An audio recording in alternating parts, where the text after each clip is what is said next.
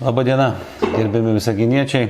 Kalbant apie šią savaitę, aišku, svarbiausias įvykis vyksta dabar. Tai yra, vyksta rinkimai. Labai nemalonu tikrai pasakot, kodėl mūsų miesto gyventojai tokie pasyvūs, taip vangiai reaguoja į savo ateitį, kitaip nepavadinsi. Todėl kviečiu surasti laiko, ateikite, prabalsuokite už tuos, kuriuos gerbėte, už tuos, kurie parodė savo darbo rezultatus. Ne už tuos, kurie tiesiog gražiai kalba, o už tuos, kurie realiai daro darbus, galbūt mažiau kalba, tačiau rezultatas akivaizdus.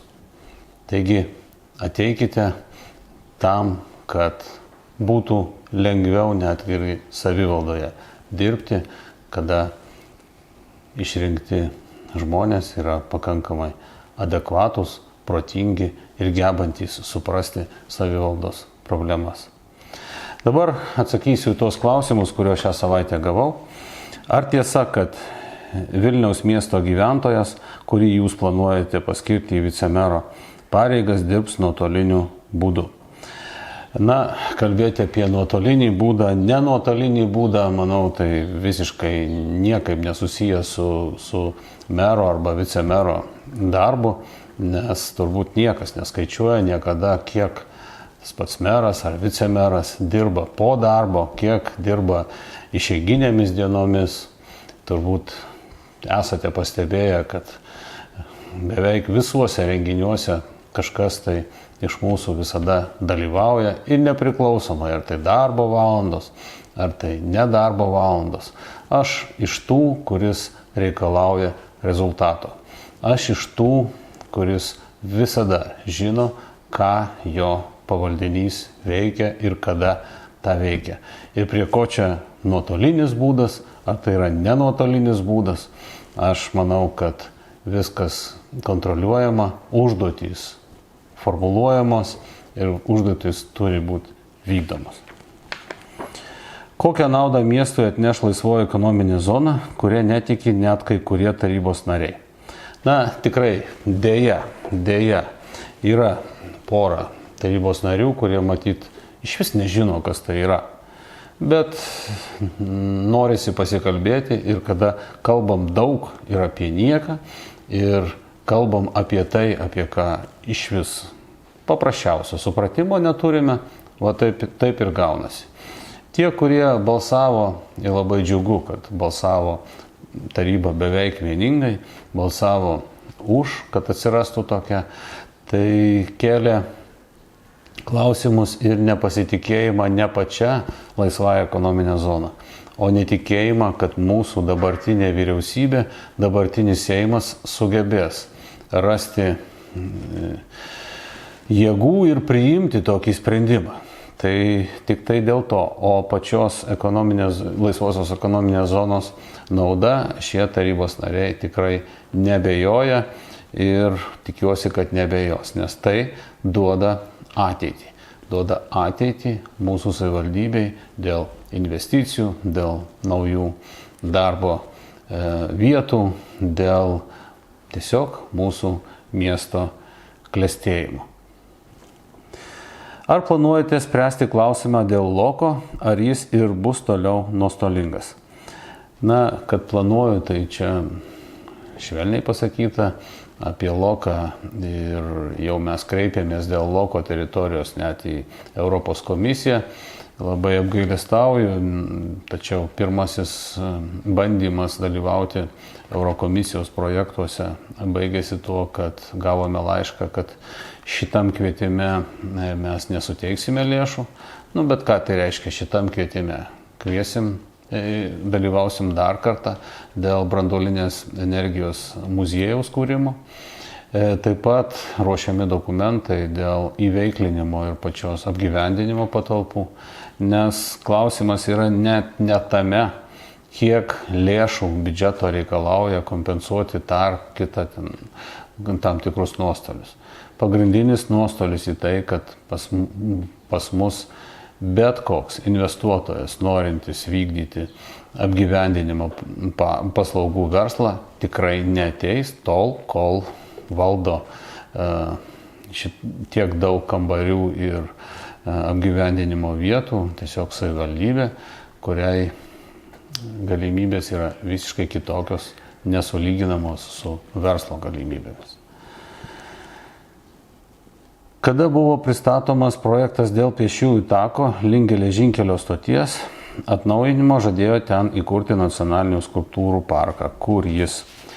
Tikrai taip ir žadėjo, ir tas projektas taip ir vadinosi, tačiau pati idėja buvo tame, kad mūsų nacionalinių mažumų šalys, atstovybės investuotų ir padarytų savo kažkokias skulptūrėlės ar pailsėjimo vietą, bet labai aiškiai atpažįstama, kad tai šios būtent tautybės vieta. Ir su kiekvienam susitikime visada bendraujant ir su nacionalinių mažumų atstovais, ir su ambasadoriais, ir net būdamas svečiuose, visada primenu, kad mes laukiame iš jų tokios iniciatyvos. Ir galbūt tiesioginė prasme to rezultato dar nėra, tačiau pirmieji žingsniai jau yra daromi. Tai uzbekų bendruomenė ir iš Uzbekistano buvo net atvykę projektuotojai, kurie pateikė jau projektinius pasiūlymus pirmai tokiai skulptūrai. Kam autobusų stotyje įrenginėti turizmo plėtros informacinį centrą, jei jis ir taip yra šalia? Tai tikrai taip, bet laikas taip greitai lekia. Jeigu pasižiūrėsim visiškai neseniai, dar turizmo plėtros centro tiesiog surasti buvo neįmanoma. Jis buvo šalia ligoninės, tuo metu buvusiame verslo inkubatoriuje. Perkeliame į čia kaip laikinai, kadangi tikrai žymiai geresnė vieta, tai yra miesto centras, kur bent jau turistai gali surasti šį centrą. Tai tą ir padarėme ir dabar jau džiaugiamės ir turistų srautų padidėjimu ir norime, kad būtų dar daugiau. Tačiau tam, kad būtų dar daugiau, tai tas turizmo centras turi būti dar lengviau randamas, dar lengviau pasiekiamas. Ir nuo pat pradžių pačio projekto autobusų stoties visada buvo planuojama, kad turizmo informacinis centras bus būtent autobusų stotyje, kurioje atvykęs kaip turistas, taip ir bet koks žmogus atvykstantis savais reikalais į mūsų miestą gautų iš karto informaciją ir galėtų ją disponuoti. Kaip paveikti privačius savininkus, kad jie suremontuotų kelis pavojingus laiptelius vedančius į parduotuvę Norfa Taikos prospekte? Laukiate rimtų nelaimingų įvykių? Ne, tikrai nelaukiame ir įtakoti galime privačius asmenis, bendrovės tik tai laiškais, tik tai nurodymais, ką ir gavęs šitą raštą. Ir šitą klausimą dar kartą liepiau padaryti ir kreiptis į administratorius šio tinklo. Kodėl privatiems namams skirta infrastruktūra diegiama miesto gyventojų sąskaita? Man visada kelia klausimus, kas manipuliuoja šitomis nuomonėmis apie gyventojų sąskaitą, mūsų visaginiečių, mokesčių mokėtojų sąskaitą ir taip toliau. Tai kalba eina ne apie visaginiečius, kalba eina apie visus mūsų šalies gyventojus. Visi mokame mokesčius, po to centralizuotai per valstybės biudžetą gauname tam tikrus asignavimus ir vykdome projektus. Todėl kalbėti apie mūsų mokesčių mokėtojus ir būtent šitam rajone pakankamai klaidinga. Iš kitos pusės galime kalbėti, kada mes darome projektus, kuriuos dalinai finansuoja ir ES, tai galima atvirai pasakyti, kad ir Briuselio gyventojas, ir visos ES gyventojai susimokėjo už mūsų projektą. Taigi, kalbėti apie mūsų miesto gyventojų sąskaitą yra labai netikslinga ir netikslu. Kalbėti apie tai, kodėl ta infrastruktūra daroma. Nei vienas turbūt neužsiduodate klausimų, o kaipgi po mano namu atėjusi daugiabučių, atėjusi infrastruktūra, kas už ją mokėjo, kas mokėjo už kelius, kuriais privažiuojame prie savo daugiabučio. Taigi irgi tai buvo padaryti už tam tikras lėšas ir visada, ir tuo metu galima buvo pasakyti, o kodėl čia aš kažkur tai turėčiau kažką mokėti, jei šita infrastruktūra ne prie mano namo, o prie ten kažkur tai kitam mikrorajone. Taigi plėtra reikalinga, už plėtrą mokame visi, tame tarpe ir tie, kurie jau įsigijo tuos sklypus. Ir noriu pasakyti, kad jeigu pasižiūrėsite į detalaus plano sprendinius, ten sutvarkyta labai graži teritorija šalia energetikų gatvės, sutvarkytas upelis, kuriuo ir bus įrengti keletą vandens telkinių, kuriais galėsime džiaugtis, naudotis visi, ne tik tie, kurie gyvens nuosavame name. Ar planuojame sutvarkyti teritoriją priešais kultūros centrą, kultūros paveldas, dėl kurio aktyvistai taip sunkiai kovoja teismuose, gadina vaizdą ir gąsdina miesto svečius?